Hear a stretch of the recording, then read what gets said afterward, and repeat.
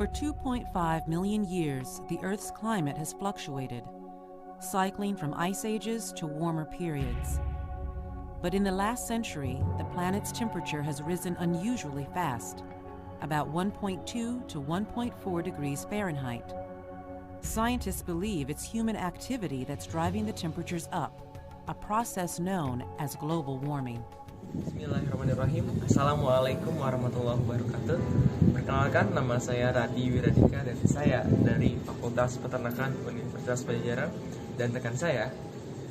Halo, nama saya Gustia Yohana Kirei dari Fakultas Psikologi, Program Studi Psikologi. Halo, aku Naura Putri dari Fakultas Ilmu Komunikasi, Jurusan Hubungan Masyarakat. Perkenalkan, nama saya Neng Devi Saputri, Program Studi Administrasi Publik, dan kami dari kelompok 7, kelas 17, mata kuliah TPB OKK.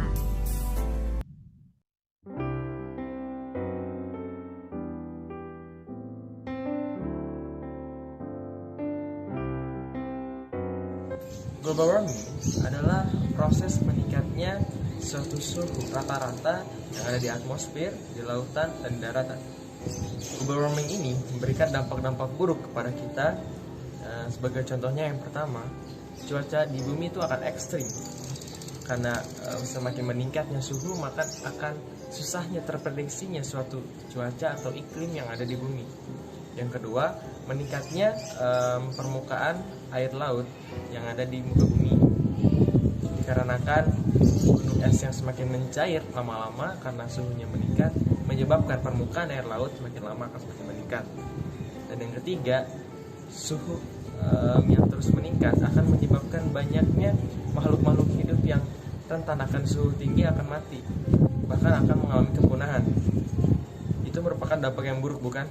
Dan di sini kelompok 7 akan memberikan beberapa contoh atau sebuah aksi nyata. Aksi kecil memang, tapi akan memberikan dampak yang besar apabila dilakukan secara benar, bersama-sama, dan konsisten. Berikut ini adalah contoh beberapa aksi nyata yang dapat kita lakukan sebagai mahasiswa.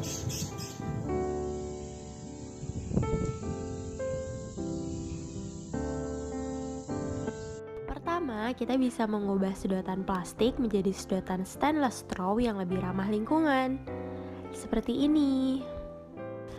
Yang kedua, adanya pandemi mengharuskan kita untuk lebih bersih dan selektif terhadap apa yang kita bawa. Oleh karena itu, sebagai bentuk untuk mencegah terpaparnya virus corona, sekaligus mengurangi dampak global warming, kita bisa membawa 3 hal pada saat berpergian. Yang pertama ada tumbler, yang kedua ada alat makan sendiri, dan yang ketiga ada stainless straw sendiri.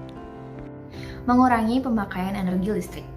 Beberapa cara yang dapat kita lakukan untuk mengurangi pemakaian energi listrik adalah dengan mematikan lampu ketika tidur atau ketika tidak digunakan, lalu mencabut pengisi daya ketika perangkat elektronik sudah selesai terisi. Yang selanjutnya adalah mengurangi penggunaan AC atau mematikan AC ketika tidak digunakan, karena salah satu penyebab global warming adalah senyawa klorofluorokarbon atau yang kita sebut CFC. Senyawa CFC tersebut dapat kita temukan dalam air conditioner atau AC. Maka, sangat penting agar kita dapat mengontrol penggunaan AC. Contoh yang selanjutnya adalah menghindari penggunaan tisu secara berlebihan, karena tisu terbuat dari serat kayu yang berasal dari pohon. Tentunya semakin banyak tisu yang digunakan, maka semakin banyak pula serat kayu yang digunakan. Jika persediaan pohon semakin sedikit, artinya oksigen di muka bumi ini berkurang. Alih-alih menggunakan tisu, kita dapat menggantinya dengan kanebo. Siapa sih yang enggak mau tempat tinggalnya masih dikelilingi oleh tumbuhan hijau, langit biru, tanpa polusi udara, dan udara yang sangat sejuk?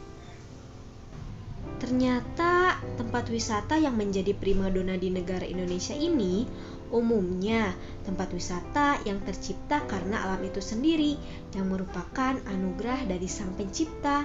Sudah seharusnya kita sebagai pribumi menjaga dan merawatnya agar tetap lestari sampai nanti.